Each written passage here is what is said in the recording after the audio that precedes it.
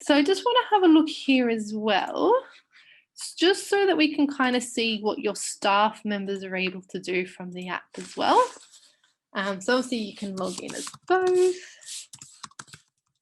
I get a lot of questions about the leave. How do they do their leave requests? So we'll have a look at that. Okay, so in here, what we can do is obviously got the staff message board. So that's obviously going to show you all the messages that get sent between all the staff. Okay, you can tick, which means you've marked it as read. You've acknowledged that you've read that post.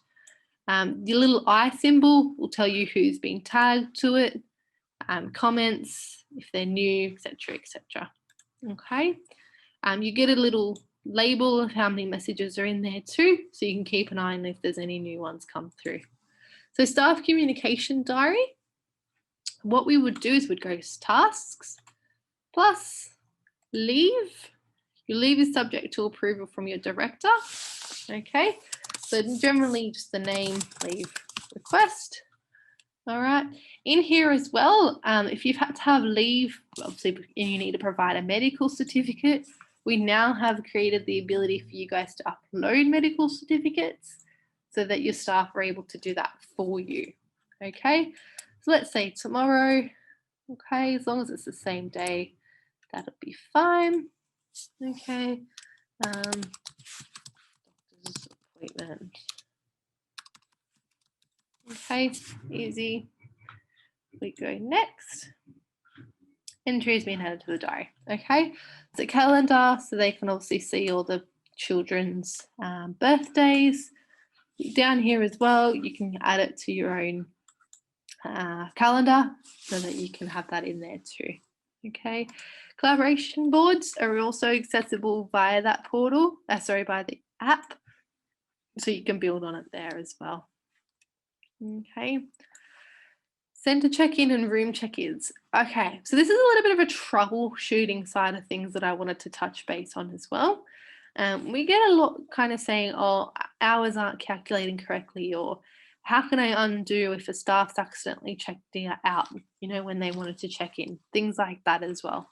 Okay, so as an admin, first off, as a staff member, staff can actually see where they're logged in, okay, and for how long and what rooms and things like that as well. So let me just do some here.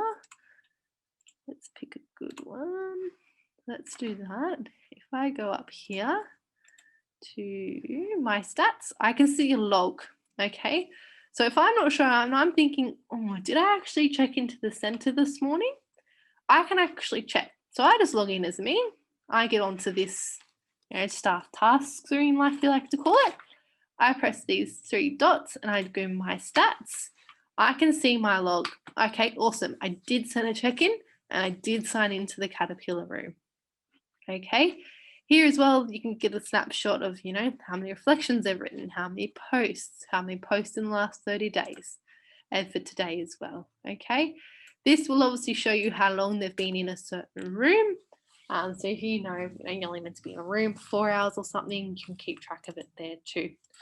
My documents, so here you can just double check what documents, you know, you've provided, and they can check it there as well. We're hoping to get it that staff can upload documents from the app too, but it just hasn't been popped into place just yet.